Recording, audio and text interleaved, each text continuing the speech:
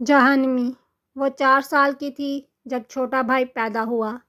اس کی خوشی کا ٹھکانہ نہ تھا۔ چھوٹے بھائی سے بہت پیار کرتی۔ وقت گزرا، وہ 12 سال کی ہوئی، بھائی 8 سال کا۔ ایک دن بھائی سے شیشے کا گلاس ٹوٹ گیا۔ ماں آئی اور اسے بہت مارا کہ گلاس کچن میں کیوں نہیں رکھا۔ لڑکیاں ہی گھر کی چیزیں سنبھالتی ہیں۔ پھر صرف یہ ایک واقعہ نہیں تھا، واقعات کی قطار در قطار تھی۔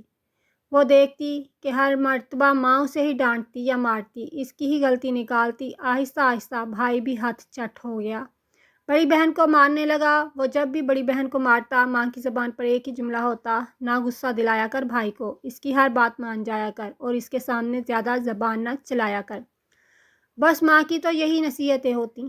تھوڑا اور وقت گزرا، اس نے میٹرک کر لیا۔ نمبر بہت اچھے تھے، لیکن پھر بھی خدشہ تھا کہ کسی گورنمنٹ کالج میں داخلہ نہیں ہو سکے گا۔ پتہ نہیں میرٹ میں نام آئے کہ نہ آئے۔ ابا نے تسلی دی کہ کوئی بات نہیں، میرٹ پر نام نہ بھی آیا تو میں اپنی بیٹی کو پرائیویٹ کالج میں پڑھا دوں گا۔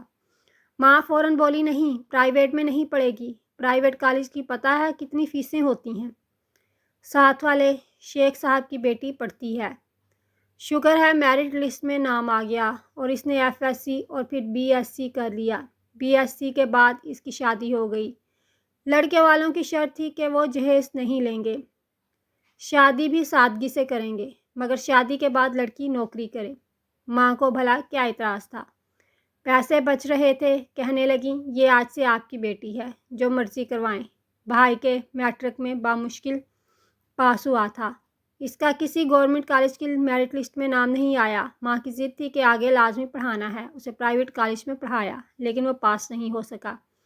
مختلف شارٹ کورس کروانے کی کوشش کی، وہ بھی نہیں کر سکا۔ پھر اسے ایک لڑکی سے پیار ہو گیا۔ ماں کو کیا اعتراض تھا؟ ماں خوشی خوشی لڑکی کے گھر گئیں اور رشتہ پکا کر آئیں۔ ابا نے لاکھ کہا کہ پہلے بیٹے کو اپنے پیروں پر کھڑا ہونے دو، پھر شادی کی کہیں بات کرو، لیکن ماں تو خوش ہی بہت تھیں۔ ساری زندگی کی جمع پوجی بھائی کی شادی میں لگا دی اور خوب دھوم دھام سے شادی کی۔ پھر ایک حادثہ ہو گیا، ابا فوت ہوئے اور کچھ مہینے بعد وہ بھی بیوہ ہو گئی۔ شکر ہے شوہر چھوٹا سہی ایک مکان چھوڑ گیا اور نوکری کی عادت ٹال گیا۔ وہ اس قابل تھی کہ اپنی اور اپنے بچوں کی جائز ضروریات اپنی تنخواہ سے پوری کر سکتی، کسی کی محتاج نہیں تھی، لیکن مصروفیات کی وجہ سے ماں سے ملنا کم ہی ہوتا۔ ایک دن ماں کے گھر گئی تو دیکھا کہ ماں پانی میں بھگو کر باسی روٹی کھا رہی ہے۔ ماں کی باتوں سے اندازہ ہوا کہ بھائی ماں کا خیال بالکل نہیں رکھتی، اور ماں کوئی شکایت کرے تو بھائی الٹا ماں سے ہی بدتمیزی کرتا ہے۔ اس نے بھابھی سے بات کی تو بھابھی نے انتہائی بدتمیزی سے کہا کہ اگر ماں کی اتنی پرواہ ہے تو اپنے ساتھ لے جاؤ۔ شام کو بھائی کام سے آیا تو رسمی الیگ سلیگ کے بعد اپنے کمرے میں چلا گیا۔ اس سے یہ سب دیکھا نہ گیا اور ماں کو اپنے گھر لے آئی کہ جہاں 3 بچے کھاتے ہیں وہاں ماں بھی کھا لیں گی، کیا فرق پڑتا ہے۔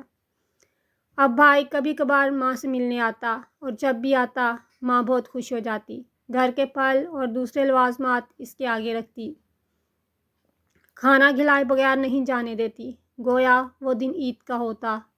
ایک دن وہ دفتر سے واپس آئی تو پتہ چلا کہ بچے بھوکے ہیں اور ماں کچن میں آلو پکا رہی ہے تاکہ بچے روٹی کھا سکیں۔ اس نے ماں سے کہا، امی سالن تھوڑا تھا مگر اتنا تو تھا کہ آپ اور بچے دوپہر میں کھانا کھا لیں۔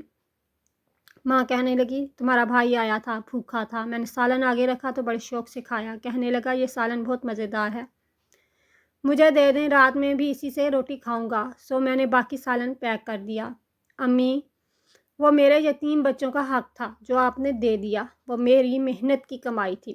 ارے بدبخت، تجھے پیدا کیا، پڑھایا لکھایا، بڑا کیا، تیری شادی کی، تیری ساری ضرورتیں پورے کی۔ آج ماں نے تیری کمائی سے ذرا سا سالن کیا لے لیا، تو نے اتنی باتیں بنا دیں، تو ہے ہی جہنمی، ہمیشہ جہنم میں جلے گی۔